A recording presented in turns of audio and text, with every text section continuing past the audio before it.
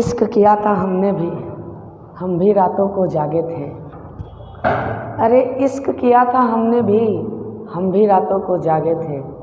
था कोई जिसके पीछे हम नंगे पांव भागे थे। नमस्कार, मैं दीपक कुमार सोनी, आप सबका दीपक जीएस एकेडमी में बहुत बहुत स्वागत करता हूं। दोस्तों, ये जो शायरियाँ बोली जाती है इससे आप कैरेक्टर डिसाइड मत करिएगा क्योंकि शायरियाँ ये जो है सिर्फ आपके मनोरंजन के लिए बोली जाती है। ऐसा कोई इतिहास वगैरह नहीं रहा हमारा कि ये सब शायरियाँ बोलते हैं। ये बस आपके एंटरटेनमेंट के लिए होता है, इसके अलावा और ये कुछ नहीं है ना। तो नमस्कार दोस्तों, मैं दीपक कुमार सोनी आप सबका दीपक जीएस एकेडमी में बहुत बहुत स्वागत करता हूँ। आप जानते ही होंगे कि हम लोग लगातार अब बिहार की श्रृंखला की क्लास करवा रहे हैं। झारखंड हिस्ट्री को हमने रोक रखा है, झारखंड हिस्ट्री को हम लोग लगातार चलाएंगे। जब हम लोग बिहार के ये 5-6 क्लासेस और बचे हैं, क्योंकि बिहार पुलिस की वैकेंसी आ रही है दोस्तों, और बीपीएससी की वैकेंसी आ रही है। बीपीएससी का एग्ज़ाम होने वाला है आपका, और संभवतः 8वां बीपीएससी का भी नोटिफिकेशन जारी होगा कुछ दिनों में। 8वां बोल रहे हैं, लगभग 68वां बीपीएससी का। तो उसकी भी तैयारी आपको करनी है, और बहुत बेहतर तरीके से एक प्ले लिस्ट बना करके और बहुत बेहतर तरीके से हर चीज़ को पढ़ाया जा रहा है। किसी भी एक प्रश्न को भी अमूल्यवान नहीं समझा जा रहा है, सभी को मूल्यवान समझा जा रहा है, और आपको बहुत बेहतरीन तरीक़ा से यहाँ समझाया जा रहा है। तो अगर आपने पिछली वीडियोस को नहीं देखा दोस्तों, तो आप पिछली वीडियोस को देखें और बहुत बेहतरीन तरीके से अपनी तैयारी को करें। प्लेलिस्ट में सारी वीडियोस का लिंक दिया हुआ है। चाहे आप झारखंड से संबंधित है, जो झारखंड आर्ट एंड कल्चर, भूगोल वगैरह का सेट प्रैक्टिस करना चाहते हैं तो सेट प्रैक्टिस का, झारखंड के ऑब्जेक्टिव सीरीज को करना चाहते हैं तो ऑब्जेक्टिव सीरीज का, इसके अलावा बिहार के क्लासेस को संपूर्ण करा चाहते हैं तो वो प्लेलिस्ट में लिंक दिया हुआ है, आप जा करके देख सकते हैं। आज जो हम लोग बिहार के संदर्भ में पढ़ेंगे दोस्तों, वो पढ़ेंगे बिहार के बौद्धिक विरासत और धर्म और समाज सुधार आंदोलन। बेसिकली मॉडर्न हिस्ट्री का ये पार्ट होता है बिहार का, और इसको हम लोग लेकर के चल रहे हैं। आप ये भी मान सकते हैं कि मॉडर्न हिस्ट्री की शुरुआत बिहार के हम लोग यहाँ से कर रहे हैं। तो बेसिकली देखिए, बौद्धिक विरासत क्या है और समाज सुधार आंदोलन क्या है, दोनों को एक बार हम पहले डिस्टिफाइज करते हैं, डिफरेंशिएट करते हैं इसमें, और उसके बाद आपको समझाया जाएगा कि मॉडर्न हिस्ट्री का इसमें पढ़ना क्या है। बेसिकली तो बौद्धिक विरासत का मतलब आप समझिए, जो भी आप जैसे भारत के हिस्ट्री के तहत आप लोग पढ़ते होंगे भक्ति आंदोलन के बारे में, सूफी आंदोलन के बारे में, तो ये सब चीज़ों को हम लोग पढ़ेंगे और बहुत बेहतरीन तरीके से हम लोग जानेंगे। समाज सुधार में जैसे आप लोगों ने पढ़ा होगा ब्रह्म समाज के बारे में, आर्य समाज के बारे में, रामकृष्ण मिशन के बारे में, ठीक है, और भी बहुत सारे हुए जो बिहार में स्थापित हुए, उनके प्रमुख नेताओं से प्रश्न पूछा जाता है। और यहाँ पर 2 सूफी संतों से आपको बड़ा प्रश्न पूछा जाता है, उन दोनों सूफी संतों के बारे में विशेष जानकारी दी गई है।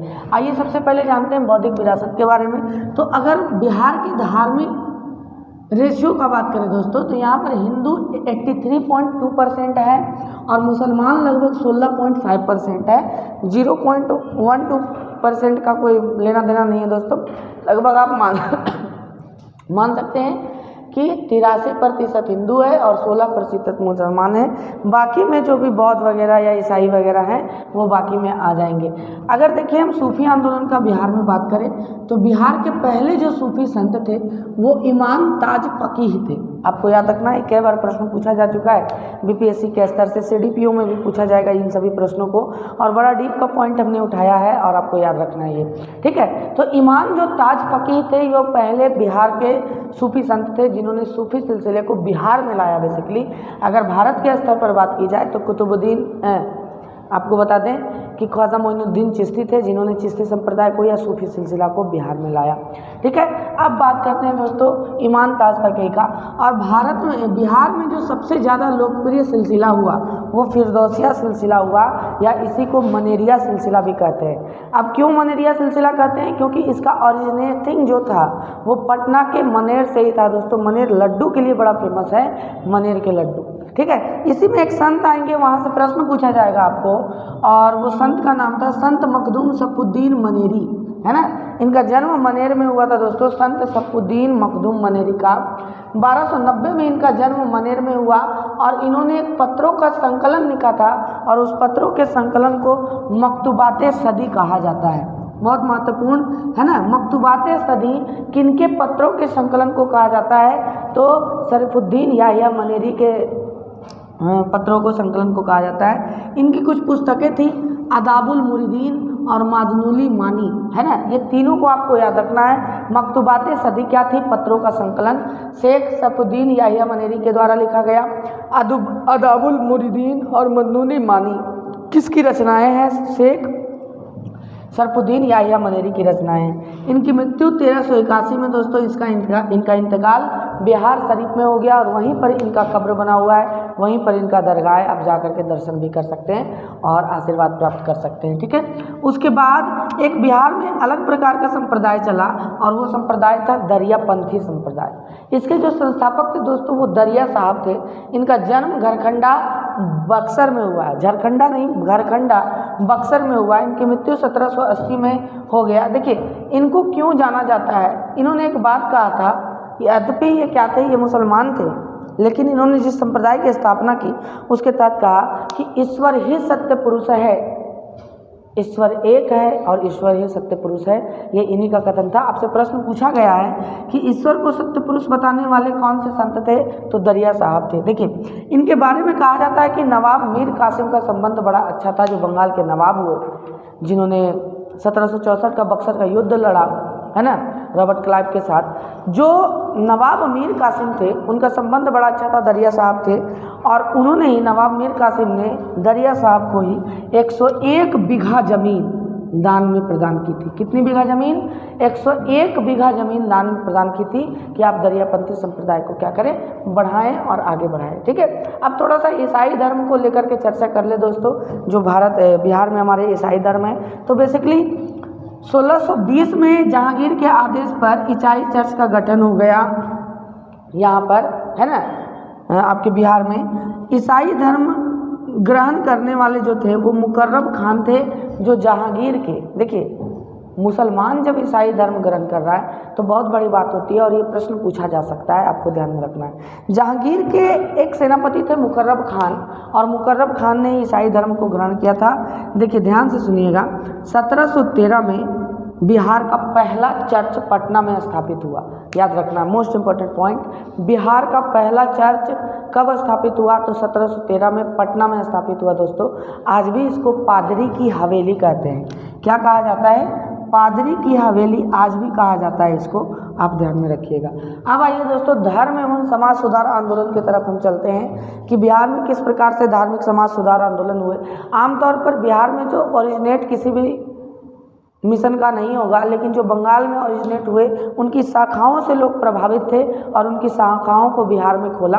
और यही प्रश्न पूछेगा कि ब्रह्म समाज की पहली शाखा किसके द्वारा कहाँ खोली गई, आर्य समाज की पहली शाखा किसके द्वारा बिहार में कहाँ खोली गई, यही सब प्रश्न होंगे और उनके प्रमुख नेताओं का चर्चा मिलेगा आपको, ठीक है। तो ब्रह्म समाज की बात करें तो इसकी स्थापना 1828 में कलकत्ता में राजा राम मोहन राय ने किया था, और इसी समाज के प्रयासों के फलस्वरूप लॉर्ड विलियम बेंटिक ने सती प्रथा का अंत 1829 में 17वें अधिनियम के तहत कर दिया था दोस्तों।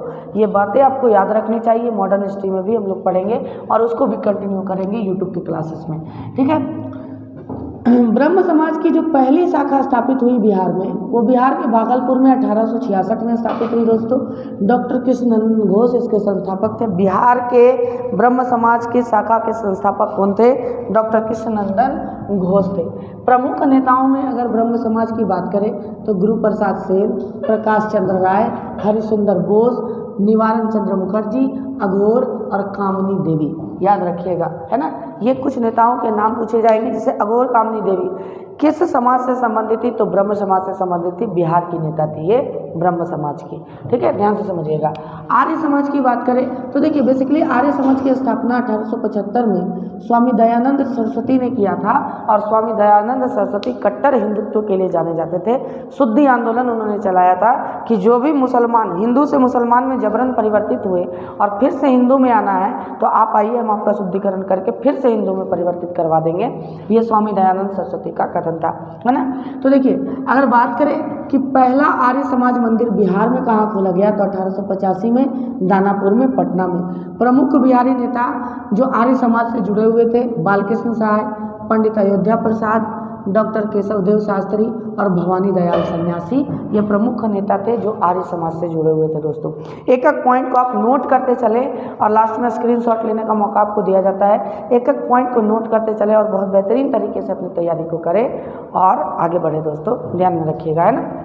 किसी भी प्रकार के पेड कोर्सेज को ज्वाइन करने की आपको आवश्यकता नहीं है, आप बेहतरीन तरीके से तैयारी यहीं से कर सकते हैं। अगला बात करें रामकृष्ण मिशन का, तो आप जानते ही हैं कि रामकृष्ण मिशन की स्थापना स्वामी विवेकानंद ने की थी, है ना, अपने गुरु रामकृष्ण परमहंस के नाम पर। तो देखिए प्रश्न पूछ सकता है कि देखिए रामकृष्ण परमहंस जो थे 1868 में पहली बार बिहार में आए थे और स्वामी विवेकानंद तो 3 बार यात्रा कर चुके बिहार की, 1886 में, 90 में और 1920 में। आपको ध्यान में रखना है कब कब, 1886, 90 और 1920 में स्वामी विवेकानंद ने लगभग 3 बार यात्रा की। कहाँ की? बिहार की यात्रा की। रामकृष्ण मिशन की पहली शाखा खुली 1920 में जमशेदपुर में, उस समय बिहार का ही हिस्सा था, में भी पूछ सकता है। लेकिन अगर ये नहीं पूछेगा तो फिर अभी के हिसाब से बिहार का पहला रामकृष्ण मिशन 1922 में पटना में खोला गया दोस्तों। इस 1922 से आपको एक चीज़ याद रखना है कि गया में जो अधिवेशन हुआ था कांग्रेस का 1922 में ही हुआ था और चित्तरंजन दास इसके क्या थे दोस्तों, अध्यक्ष बनाए गए थे। गया अधिवेशन हुआ था 1922 में, आप जानते ही हैं। देखिए रामकृष्ण मिशन के जो प्रमुख नेता थे बिहार में, वो जतीन्द्र नाथ मुखर्जी और राजेश्वर ओझा थे। ये दोनों का नाम आप याद रखिएगा, प्रश्न पूछे जाएंगे। आप बीपीएससी की तैयारी हमारे साथ करें, बहुत बेहतर रिजल्ट आपका आएगा। बिहार की संपूर्ण क्लासेस मॉडर्न हिस्ट्री की दी जा रही है, आप बेहतरीन तरीके से जुड़े दोस्तों। झारखंड से संबंधित है तो झारखंड से जुड़े, अपने भाई का समर्थन करें क्योंकि झारखंड की क्लासेस भी कंटिन्यू की जाएंगी। सारा चीज़ मैंने भूगोल वगैरह पढ़ा रखा, आप पढ़ लें, फिर हिस्ट्री को शुरू करेंगे हम लोग एक आध हफ्ता के बाद। आइए जानते हैं, ध्यान से देखिएगा। थियोसॉफिकल सोसाइटी, ये भी एक समाज सुधारक सोसाइटी थी। कर्नल ऑलॉट और मैडम ब्लासवाकी ने क्या किया था, इसकी स्थापना की थी चेन्नई के अडयार नामक स्थान पर और इसी से जुड़ी हुई थी हमारी एनी बेसेंट। लेकिन याद रखिएगा कर्नल ऑलकॉट ने 1894 में क्या किया था, बेसिकली 1875 में यह स्थापित हुआ था दोस्तों चेन्नई के अडयार में थियोसॉफिकल सोसाइटी। और कर्नल ऑलकॉट ने 1894 में क्या किया, यात्रा की बिहार की, और यहाँ पर इनके समर्थन में प्रमुख नेता आ गए जैसे मधुसूदन प्रसाद, सरफराज हुसैन खान और पुनेंद्र नारायण सिंह। ये किससे संबंधित थे? थियोसॉफिकल सोसाइटी से संबंधित थे। बात करें इमारत सरिया, एक समाज सुधारक आंदोलन था, समाज सुधारक मिशन था एक प्रकार से जो मुस्लिमों के लिए था। इसकी जो स्थापना किया था मोहम्मद सज्जाद ने 1921 में किया था दोस्तों। यह पटना के फुलवारी शरीफ में स्थापित हुआ था। अभी भी इसका जो है मुख्यालय वो पटना के फुलवारी शरीफ में ही है। आशा करते हैं दोस्तों कि आपको ये बहुत पसंद आ रहा होगा, और अगर पसंद आए तो अपने भाई का चैनल सब्सक्राइब करें, लाइक करें, सब कुछ करें, है ना, दिल से समर्थन करें और दुआ में बहुत ज़्यादा याद रखिएगा। इन दुआओं की बहुत ज़्यादा आवश्यकता होती है हमें। बहुत बहुत धन्यवाद दीपक जी एकेडमी परिवार से जुड़ने के लिए। बहुत बहुत धन्यवाद दोस्तों, बहुत बहुत धन्यवाद।